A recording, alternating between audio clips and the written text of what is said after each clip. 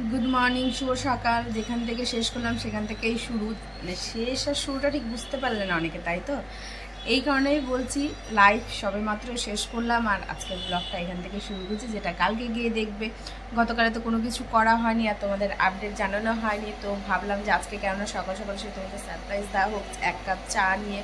তো দুধ চা ছিল না, তো তাই আড্ডাটা ঠিক একটা জমেনি, যা বুঝতে পারলাম। লাল চা ছিল, তো লাল চা তো অত আড্ডা বেশ ভালো একটা জমে না আমার কাছে, যেটা মনে হলো। তো যাই হোক, কোনো এক সময় দুধ চা নিয়ে আড্ডায় আসলে সবাই মিলে একসাথে বসবো। এদিকে সমস্ত কিছু এই আজকে ভুল বলছি, মানে একটা অভ্যেস হয়ে গেছে না, সব কিছু করে আসি তোমাদের সামনে, সেটাই বলে ফেলছি। না, কাজ এখনো পর্যন্ত কমপ্লিট হয়নি। আমি দেখাচ্ছি কি কাজ মানে বসিয়েছি, মানে হচ্ছে। জল বসিয়ে দিয়েছি, গরম হচ্ছে জল। বেশ কিছু কাচার আছে আমারই পরনের জিনিস, যেগুলো কাঁচা হয়নি, নোংরা হয়ে গেছে। এই যে এখানে সমস্ত এক জায়গাতে করে রাখলাম।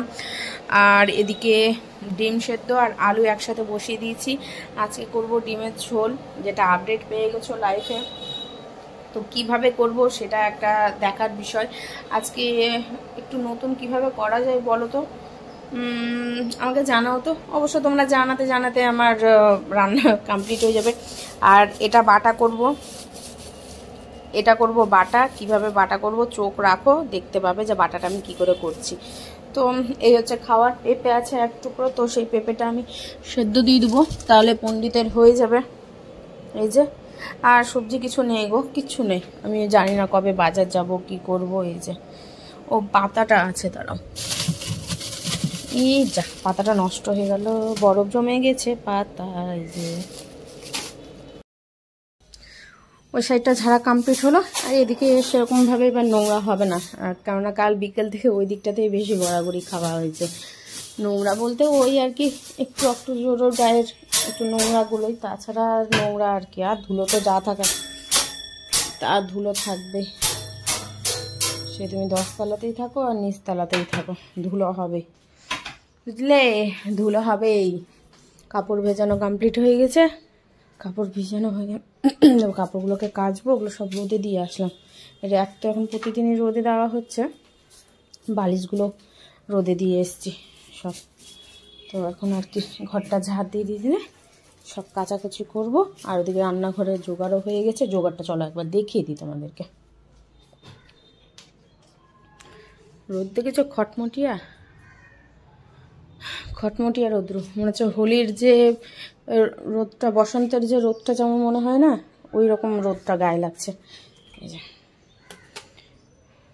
মটরশুঁটি, ডিম, আলু, পেঁপে এগুলো সব ধুয়ে কেটে কুটে রাখা হয়েছে।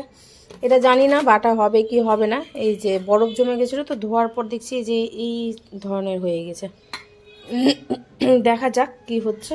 আর এখানে চালও ধুয়ে রাখা কমপ্লিট। ঘরটা ঝাড় দিয়ে দিই, বেশ।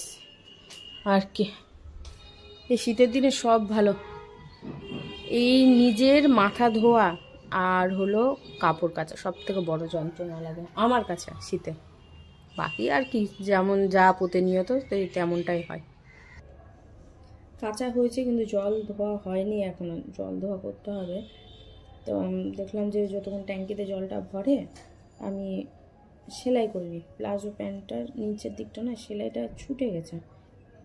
এবার যখনই পরছি পায়ে বাজছে বারবার করে, অতটুকু বেরিয়েছে, অতটুকুটার জন্য পায়ে বারবার করে বাজছে।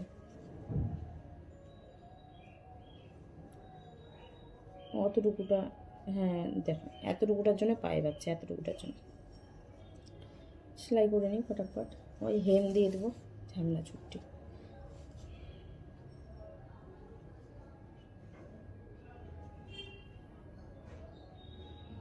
সেলাই করে উঠে গরম জল বসিয়ে জল ধোয়া করে স্নান সেরে বেরো না, মেলে আসবো। রোদ আছে তো প্রচণ্ড গরম লাগবে। মেলে এসে ওকে তো কোনো কাজ করতে বলাই হয় না, কখনো কখনো বলি। তো ধরো যে ও করতে করতে আমি কাজটা করে নিই, তখন তো মাথায় চরমভাবে একটা রাগ ওঠে। যা, এদিকে বালতির জলটা ভরুক, আমি বাইরে থেকে পাপোশটা মেলে দিয়ে চলে আসলাম, নাহলে এই পাপোশ থেকে গেলে বাথরুমে থেকে আমি না ভুলে যাব। এবার বালিশের ওয়ার লাগাতে বলছিলাম, বালিশের ওয়ার লাগাতে গিয়ে দু সাইডে ওয়ারটাই ছিঁড়ে গেছে, মানে ওই উপরের যে একটা কভারের মতো ঢাকনার মতো থাকে না, তো ওই দুটোই ছেড়ে দিয়েছি। এবার সেলাই করতে হবে, বারবার মনে করি, বারবার করে ভুলে যায়, কারণ এগুলো তো সেরকমভাবে নাড়াচাড়া হয় না, একবার পরিয়ে দিই আর করবো করে আর করা হয় না। তো এদিকে যাচ্ছি একটু বাইরে, একটু নয় কি সব উল্টোপাল্টা কথা বলছি, যাচ্ছি কাপড় মেলতে। কাঁচা হয়ে গেল, কাপড় মেলে যাব স্নানে। এটা যদি স্নান সেরে এসে কাপড়টা মেলি তাহলে তাহলে তো আরও বেশি গরম ধরে যাবে শরীরে। তো রোদ যা আছে আশা করি 3 ঘন্টার মধ্যে সমস্ত কিছু শুকিয়ে একদম সেই লেভেলের হয়ে যাবে। তো ওইদিকে ব্ল্যাঙ্কেটটা মেলা রয়েছে, তো ব্ল্যাঙ্কেটটাই আমি নিয়ে আসবো। সিঁড়িগুলো ঝাড় দিয়েছি, আমি ঝাড় দিয়ে তারপরেই আমি এই বালিশগুলো রেখেছি। আমি বালিশ বলো বা আমার যদি দুয়ারের পাপোশও আমি সিঁড়িতে রাখি, তো আমি আগে ঝাড় দিয়ে দিই। ছোটো বারুন রাখা আছে এই তোমার জুতোর যে র্যাকটা দেখতে পাচ্ছ সেলফটা, তার উপরে। তো একটা চেয়ারে রেখে দিলাম, এবার বাকি তাহলে সমস্ত কিছু একবারেই হয়ে যাবে। আর যেটা পরে আছি আমি কুর্তিটা, এবার আজকে যেটা পরবো ওটা ধরো যে কালকে কেচে মেলে দিলেই হয়ে যাবে। আবার 2-3টে জড়ো হয়ে যাবে, কাচতে না ঠিক সুবিধা হয়, প্রতিদিন একটা একটা করে ভালো লাগে না।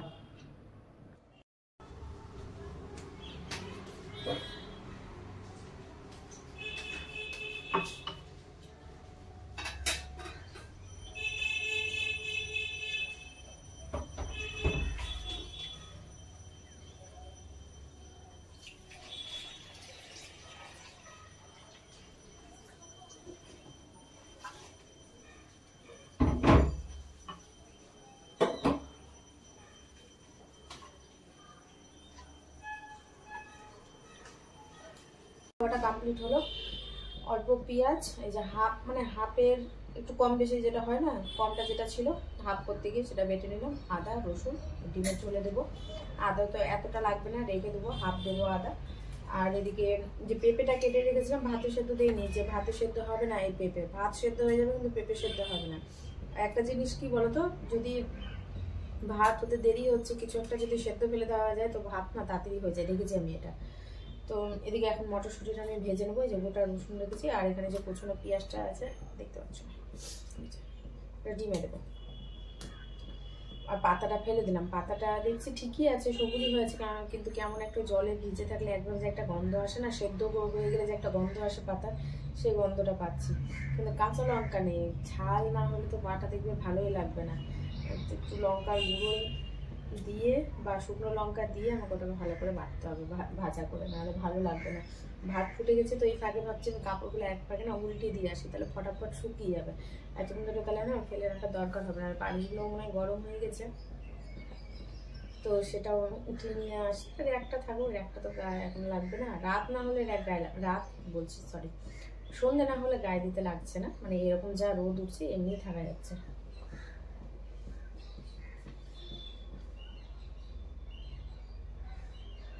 আমার কড়াইটা একটু বেশি গরম হয়ে গেছে, এটা কিন্তু হালকা গরম তেলে ভাজতে হবে সবকটাই, হালকা হালকা করে। তোমরা চাইলে জল দিয়ে বাটার সময় বাটতে পারো, অসুবিধা নেই। আমি জল দিয়ে বাটবো কিনা ঠিক নেই, তোমরা দেখতেই পাবে আমি কি করে বাটছি। আর আমার মতো ভুলটা করবে না, যে কড়াইটা যে হারে গরম হয়েছে এইভাবে গরম কড়াইয়ে কখনো ছাড়বে না, প্রয়োজনে তুমি গ্যাস বন্ধ করে দিয়ে তারপরে ভাজবে। তো আমি আর পুরোটা দেখাতে পারিনি, ফোন চলে আসলো তো কেটে গেল।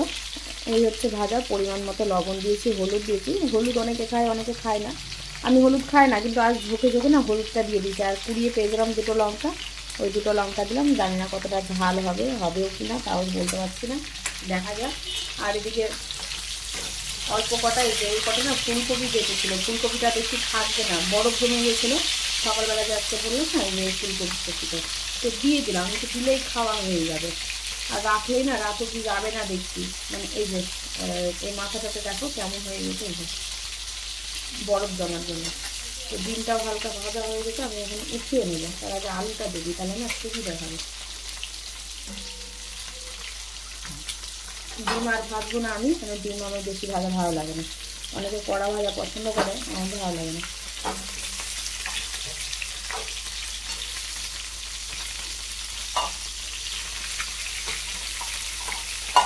অনেকদিন ডিমের ঝোল খাওয়া হয়নি, সে কবে খাওয়ার কথা ছিল,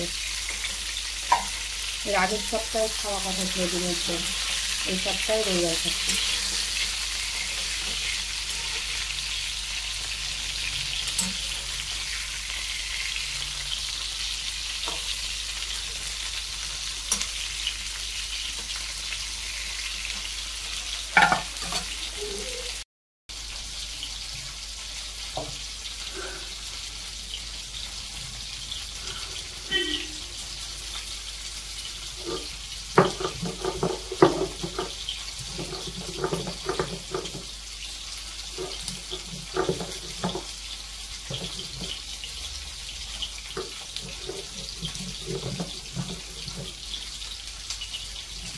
লবণ হলুদ সব দেওয়া হয়ে গেছে। পেঁয়াজটা এই মশলার সাথেই দিলাম, বাটাটা নয়, ওই কুচি পেঁয়াজ করা কুচি যেটা তেলে ভাজবো সেটা।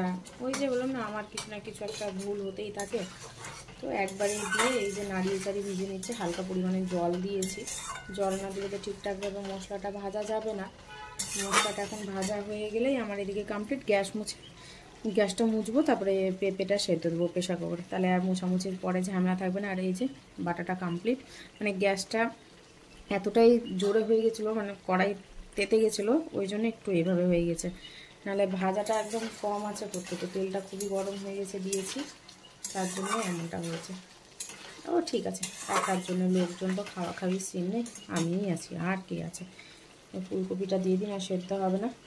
একটু টমেটো কুচি দেবো এখন, তাহলে টমেটোটাও গলে যাবে, একটু গন্ধটাও সুন্দর আসবে, রঙটাও সুন্দর আসবে, খেতেও ভালো লাগবে। সস থাকলে সস দিতাম, সস নেই তাই টমেটো দিয়ে দেবো। বরফ জমে গেছে, আচ্ছা বরফ জমে গেছে, মানে ছুঁড়ে যদি কাউকে কপালে মারা যায়, কপাল ফেটে যাবে।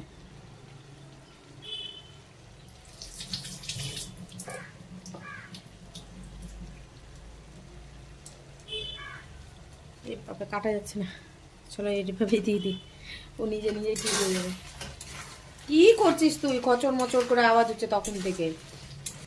অল্প একটু ফ্রুট কেক আছে, থাকতে পারছি না, এত পরিমাণে কেড়ে দিয়েছে। আচ্ছা, একটু সকাল সকাল উঠে দিয়েছে ঘুম থেকে, যেখানে দেরি করে ওঠা হয়, ওই জন্যই মনে হয় খিদেটা পেয়েছে।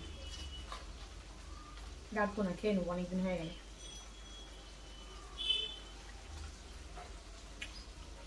25শে ডিসেম্বর উপলক্ষে নিয়ে আসা, আমি খাইনি একে, আমার ভালো লাগেনি খেতে। আমি ক্রিম কেক খাবো বলেছিলাম, আমার কেক খেতে ইচ্ছা করে, ক্রিম কেক খেতে ইচ্ছা করে, কি পেস্ট্রি না কি বলে সেগুলো নিয়ে এসেছিলো, সবাই মিলে খাবে বলে, দিদিরা যখন এসেছিলো, বাগনি দিদি দিতে পারেনি, তো দিতে না কখন, মানে যে টাইমে মনে পড়ছে ওই টাইমে খেয়ে উঠছে। এবার দিতে হবে তো বললো পরে, আচ্ছা সন্ধ্যার সময় হয়ে যাচ্ছে, অন্য খাবার সেটা একদিনই পাওয়া গেছিলো হাতে, খেয়াল ছিল না, নাহলে এটা দিয়েই পাঠিয়ে দিতাম, আমি আবার কিনে এনে খেয়ে নিতাম।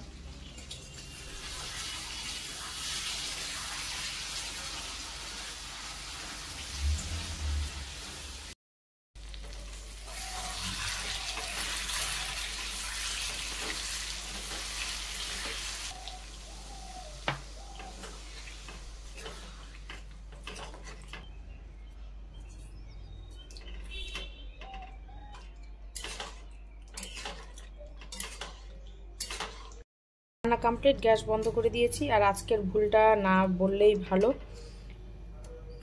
এটা আমার কাছে গোপনীয়তা থাক। আর শুধু এতটুকুই বললাম যে আজকেও একটা ভুল হয়ে গেছে রান্নাতে। পেঁপে সেদ্ধ বসিয়ে দিয়েছি, পেঁপে সেদ্ধ হয়ে গেলে পণ্ডিতকে খাইয়ে আমি উঠে যাব। গ্যাস মুছলাম, কি অবস্থা, আবার তেল পড়ে টড়ে একাকার, ভালো লাগে এগুলো। কেমন লাগলো অবশ্যই কিন্তু কমেন্টের মাধ্যমে জানিও, আমি অপেক্ষায় থাকবো। আর চ্যানেলটিকে সাবস্ক্রাইব করতে ভুলবে না। আর ফেসবুক পেজ আমার যতটি ফ্যামিলি আছে, তো সেই ফ্যামিলিকেও বলছি পেজটি ফলো করতে পারবে না। Like, comment, share and subscribe আবার বললাম। তো চলো আজকের মতো টাটা, বাই বাই। কালকে নতুন একটা দিনে নতুন সময়ে চলে আসবো, ঠিক সময়।